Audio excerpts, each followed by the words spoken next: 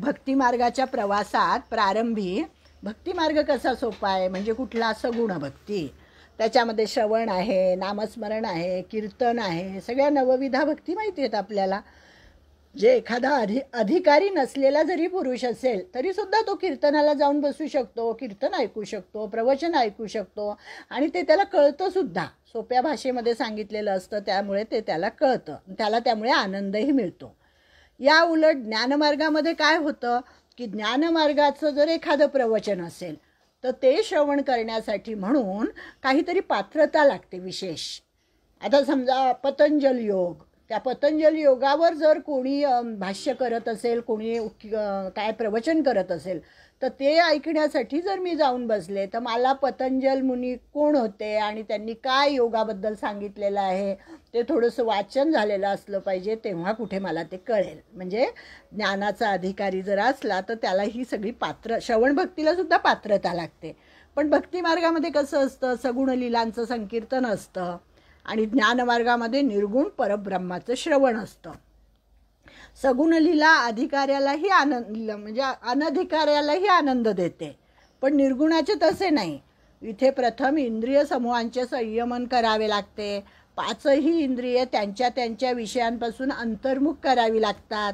आत्मानात्म विवेकाने, वैराग्याने शमदमादी संपत्ती धारण करणे सोपे नव्हे. हे शब्दच अवघड आहेत बघा. आत्मानात्म विवेक म्हणजे आत्मा काय अनात्मा काय याचा विवेक असला पाहिजे, तो त्या निर्गुण भक्ती करणाऱ्याकडे असतो. वैराग्य त्याच्याकडे असलं पाहिजे, कुठल्याही गोष्टीची वासना त्याच्या मनामध्ये नको. शमदमादी संपत्ती त्याच्याकडे असली पाहिजे, म्हणजे शमदम आहेत ना, तितिक्षा, उपरती, असे बरेच ते स्वाध्याय, असे 6 गुण आहेत ते. या शमदमादी षटकेच म्हणतात त्याला, असे 6 गोष्टी आहेत त्या, तर त्या पण त्याच्याकडे पाहिजे. असं हे निर्गुणाची उपासनामध्ये मग त्या निर्गुण उपासना करण्या म्हणजे आता या श्लोकाचा अर्थ आपण बघायचा आहे आपल्याला. त्यामुळे त्यांनी सांगितलं की हा जो निर्गुणाची उपासना करतो तर त्याच्यासाठी त्याला परब्रह्म कसं आहे तर अक्षर आहे, म्हणजे ज्याचा कधी क्षर होत नाही असं अक्षर आहे ते परब्रह्म. श्लोकच काय आहे श्लोक, ये त्वक्षरम निर्देशम, ये त्वक्षरम निर्देशम म्हणजे अक्षर परब्रह्म, ज्याचा कधीही क्षर होत नाही असं ते परब्रह्म आहे. त्यानंतर अनिर्देशम, अचिंत्यम, नंतर सर्वत्र गम म्हणजे चराचराला व्यापून उरलेले आहे. कूटस्थ, कूटस्थ म्हणजे काय की आपली आयरण असते ना, आयरण, त्या लोहाराकडे आयरण असते तर त्याच्यावर घाव घालतो तो किती, तर त्या आयरणीला काहीही होत नाही, तसं त्याला कूटस्थ असं म्हणतात. की परब्रह्म परमात्मा असा असतो की त्याला कशाचाही त्याच्यावर परिणाम होत नाही, म्हणून त्याला कूटस्थ नाव आहे त्याचं. कूट म्हणजे लोहाराची आयरण, ती स्थिर असते, किती घाव पडले तरी अविचल असते. त्याप्रमाणे प्रकृती व मायेचा परिणाम तिच्या अधिपतीवर होत नाही. मायेचा अधिपती कोण, परब्रह्म. त्या परब्रह्मावर तिचा काहीही परिणाम होत नाही. तो अचल आहे, ध्रुव आहे, अव्यक्त आहे, निराकार आहे. म्हणजे बघा हे सगळे विशेषण याच्यामध्ये. ये त्वक्षरम निर्देशम, अव्यक्तम, सर्वत्र गमचिंत्यंच, कूटस्थ, अचलम आणि ध्रुवम, संनियमेंद्रियग्रामम. आणि मग हे सगळे विशेषणं सांगितले की असा तो परब्रह्म परमात्मा असतो आणि त्याची पूजा ह्या निर्गुण उपासकाला करावी लागते.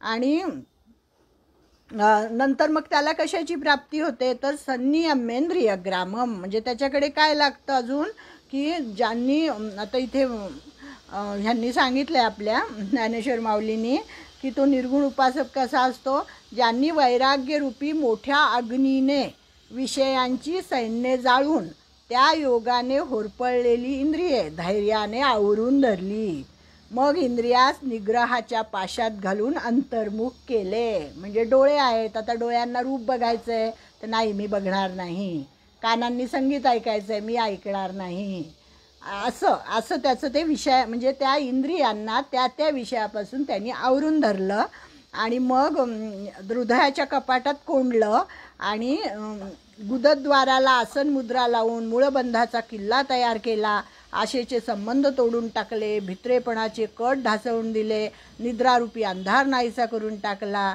म्हणजे हे सगळं असा इंद्रिय संयमन या निर्गुण उपासनेमध्ये करावा लागतो हे त्यांना सांगायचं आहे. म्हणजे निर्गुण उपासना कशी कठीण आहे त्यांना सांगायचं आहे. नंतर समबुद्धया, हा तो समबुद्धी असतो. म्हणजे कसा, आपण 5व्या अध्यायात बघितलं होतं, विद्या विनय संपन्ने ब्राह्मणे गवी हस्तिनी शुनीचैव श्वपाकेच पंडिता समदर्शिना. म्हणजे जो हा विद्या विनयुक्त ब्राह्मण, गाय, हत्ती, कुत्रा, चांडाळ या सर्वांमध्ये समदृष्टी ठेवणारा असतो. एकनाथ महाराजांचं उदाहरण लगेच आपल्या डोळ्यासमोर येतं की गाढवाला पाणी पाजलं, म्हणजे ते कसे होते, समदृष्टी होते. अशी समदृष्टी यायला सुद्धा निर्गुणाची उपासना ज्याची झालेली आहे त्याच्यामध्येही समदृष्टी येईल. ज्ञानी जो असतो त्याच्यामध्ये, आपल्यामध्ये ती काही येणं शक्य नाही. विषयांचे मिथ्यात्व, आत्म्याचे सत्यत्व कळल्यावर सर्वत्र ईश सत्तेचे प्रत्यंतर येते आणि त्यामुळे आपपर भाव जातो आणि तो महात्मा समबुद्धी होतो. ज्याचा आपपर भाव गेलेला आहे, मी माझं याच्यापासून ज्याची सुटका झालेली आहे, आणि तो महात्मा समबुद्धी होतो असं त्यांनी सांगितलं आहे. आणि पुढे तो अजून कसं त्याला काय प्राप्त होतं, सर्वभूत हिते रताहा. म्हणजे आपभर भाव गेला आणि मग त्याला सगळे प्राणी मात्र आपलेच वाटू लागतात. जे जे भेटे भूत ते ते मानिजे भगवंत. आणि मग अशा महात्म्याचं चरित्र कसं असतं, लोककल्याणार्थ आता उरलो उपकारापुरता असे आपले तुकाराम महाराज म्हणतात. सर्व प्राणी मात्रांसाठी तो चंदनासारखा झिजू लागतो. तुकाराम महाराजांचा फार छान अभंग आहे, चंदनाचे हात चंदनाचे पाय, सगळं काही चंदन, सगळं शरीर चंदनच झालेलं आहे. असे संत असतात. म्हणजे थोर देशभक्त, थोर राजे, आचार्य, संत ही सगळी याची उदाहरणं आहेत. हे सगळे असेच होते. म्हणजे त्यांना सगुणही कळलेलं होतं, निर्गुणही कळलेलं होतं आणि असे ज्ञानी होऊनही त्यांनी ज्ञानोत्तर भक्ती केली होती. म्हणजे विठ्ठलाची आराधना, सगुणाची उपासना करणारे आपले योग्यांचे योगी होते ज्ञानेश्वर महाराज, तरीसुद्धा ते विठ्ठलाची भक्ती करणारे होते.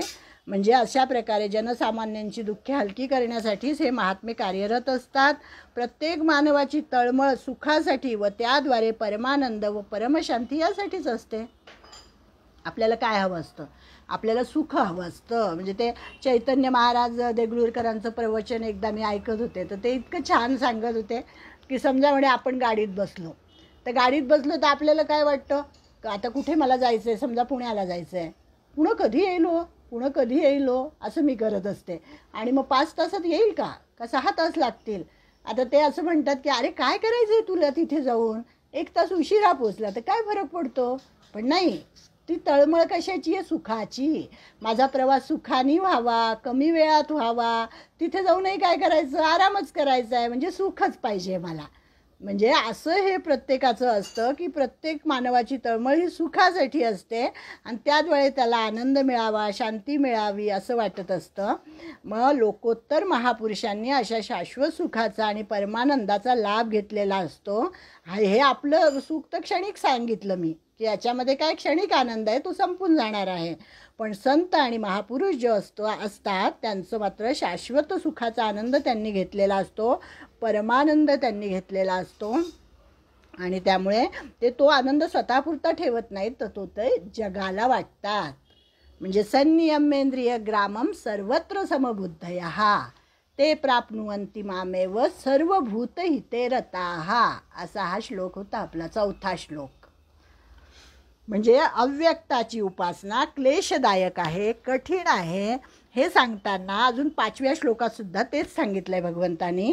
क्लेशोधिकतरस्तेषां अव्यक्तासक्तचेतसां अव्यक्ता हि गतिर्दुःखं देहवद्भिरवाप्यते. की असा हा निराकार परमात्मा आहे आणि त्याची साधना करायची आहे निर्गुण परब्रह्माची. तर ती करताना क्लेशोधिकतरस्तेषां, क्लेश अर्थात परिश्रम विशेष पडतात. क्लेशोधिक अधिक असे क्लेश होतात, कारण देहाभिमान्यांकडून अव्यक्ताची गती दुःखपूर्वक प्राप्त केली जाते. जो देहाभिमानी आहे, जो अजून देहात अडकलेला आहे, त्याला त्या निर्गुणाची अव्यक्ताची उपासना करणं अतिशय कठीण जातं. म्हणून ते म्हणतात की मनुष्य ज्या विश्वात वावरतो, आता आपण जिथे राहतो, या जगामध्ये राहतो, सगळ्या वस्तू ह्या सगुण आहेत आणि त्यामुळे मग त्या सगुणावर आपण प्रेम करू शकतो, व्यक्तावर आपण प्रेम करू शकतो, व्यक्ताचा बोध आपल्याला होऊ शकतो. पण अव्यक्ताचं तसं नाही आहे. अव्यक्त चैतन्य हे जे आहे हे आपल्या ज्ञानेंद्रियांना कळत नाही आणि मग देह आपल्याला दिसतो पण आत्मा आपल्याला दिसत नाही, प्रकृती आपल्याला दिसते पण चैतन्य तत्व आपल्याला दिसत नाही. मग जे दिसत नाही, जे पंचेंद्रियांना कळत नाही, त्याची उपासना कशी करायची? म्हणजे ती अवघडच आहे ना. क्लेशोदिकतरस्तेषाम अव्यक्ता सक्तचेतसाम असं त्यांनी सांगितलं आहे. म्हणजे योग्यांचे योगी असलेल्या ज्ञानेश्वर महाराजांनी ही उपासना किती अवघड आहे ते उलगडून सांगितले. ज्ञानेश्वरीचा आधार घेतला की छान पटकन समजतं. आता अर्थच दिला आहे बघा इथे यांनी की कशी आहे ही जी उपासना आहे अव्यक्ताची, किती कठीण आहे. सगुणाच्या भक्तीस डावलून निराश्रय निर्गुण आणि सर्व प्राण्यांचे मूर्तिमंत हितच असे जे ब्रह्म, त्या ब्रह्माची प्राप्ती होण्याकरता ज्या योग्यांनी त्या ठिकाणी आसक्ती धरलेली असते, त्या योगांना इंद्रपदादी पदे वाटमारेपणा करतात व रिद्धिसिद्धीपासून उत्पन्न होणारी सुखदुःखे त्या योग्यांच्या ब्रह्मप्राप्तीच्या आड पडून राहतात. म्हणजे ह्या निर्गुणाची अव्यक्ताची उपासना करताना त्याला अनेक सिद्धी प्राप्त होतात आणि तो जर त्या सिद्धीमध्ये अडकला तर तो परत खाली घसरतो. म्हणजे त्या सिद्धींनाही डावलून त्याला वरती जायचं असतं, इतकं ते अवघड आहे. मग कामक्रोधांचे अनेक उपद्रव उद्भवतात. निराकाराबरोबरच शरीर लढवावे लागते. तहानेने तहानच प्यावी. बघा कसं लिहिलं आहे. भूक लागली असता भूकच खावी, असं ते त्यांची 12-12 वर्षे जे तपश्चर्या करतात त्यांचं असं. रात्रंदिवस वावांनी वारा मोजावा. जेथे जागणे हेच निजणे, सतत जागाच असतो तो. इंद्रियांचा निरोध करणे हेच विषयाचे प्रशस्त भोगणे. झाडाशी मैत्री करून बोलावे लागते. थंडीच नेसावी, ऊन पांघरावे, पावसाच्या घरात असावे. अर्जुना फार काय सांगावे. हा योग करणे म्हणजे नवऱ्या वाचून नित्य नवा अग्नी प्रवेश करणे आहे. सती जाते ना, पूर्वी सतीची प्रथा होती, तर त्यांनी सांगितलं की हा योग करणं म्हणजे काय, नवऱ्याशिवाय सती जाणं, त्या अग्नीमध्ये प्रवेश करणं असं सांगितलेलं आहे. म्हणजे किती अवघड आहे हे. कसं रूपकाच्या भाषेतून त्यांनी सांगितलं आपल्याला की कढत विष पिण्यासारखं आहे म्हणे. कढत विष, एकतर विष त्यांनी मरणारच आणि त्यातून ते कढत म्हणजे काय होईल. डोंगर गिळताना मूग फाटणार नाही काय, डोंगर गिळायचा आहे तर मग मूग फाटणारच. म्हणजे अशा उपमा त्यांनी दिल्या. म्हणून योगाची या वाटा जे निघाले गा सुभटा, तया दुःखाचा चिवाटा भागा आला. म्हणून अर्जुना, या योगाच्या वाटेने माझी प्राप्ती करून घेण्याकरता जे निघाले त्यांच्या वाट्याला दुःखाचाच भाग आला असं ते सांगतात. वाचुनी योगाचे निबळे अधिक काही मिळे, ऐसे नाही आगळे कष्टची तया. एरवी योगाचरणाच्या जोरावर विशेष काही लाभ होतो असे मुळीच नाही. उलट जास्त श्रम मात्र त्यांच्या पदरात पडतात, दुसरे काही नाही. म्हणून देहाभिमान्यांसाठी निर्गुणोपासना ही क्लेशदायकच आहे. आपण कुठलं बघतोय, क्लेशोधिकतरस्तेषाम अव्यक्ता सक्तचेतसाम. अव्यक्ता ही गतिर्दुःखं देहवद्भिरवाप्यते. जो देहाभिमानी असतो त्याच्यासाठी ही निर्गुणाची उपासना ही क्लेशकारकच आहे. आणि मग त्याच्यासाठी त्यांनी काय सांगितलं आहे की मी आत्मा, तो जो असतो निर्गुण उपासक, त्याचं कशी धारणा झालेली असते की मी आत्मा आहे असे. देहाभिमानी काय म्हणतो, मी शरीर आहे, आणि तो काय म्हणतो, मी आत्मा आहे. देह सगुण आहे, शरीर सगुण आहे. देहादी आकारावर प्रेम करणाऱ्यांना भगवंताचे निर्गुण निराकार स्वरूप ध्यानात आणणे अवघड आहे. दुसरे असे की मी शरीर आहे असे चिंतन केले की इंद्रियांचे चिंतन स्वाभाविकच घडते. मग यांनी सांगितलं संनियमेंद्रिय ग्रामम. हे कसं काय घडायचं मग? नंतर देहाभिमानाबरोबर अहंकारही मोठा असतो, त्यामुळे आपला परका हा भावही तितकाच मोठा असतो. आता आपल्याला देहाचा अभिमान आहे, मग आपला अहंकार कसा आहे, मी म्हणजे देह आहे असंच मला वाटतंय अजूनही. त्यामुळे मला परभाव माझ्यामध्ये आहे, त्यामुळे माझ्याकडे समबुद्धी येणं फार अवघड आहे, असं त्यांनी सांगितलं.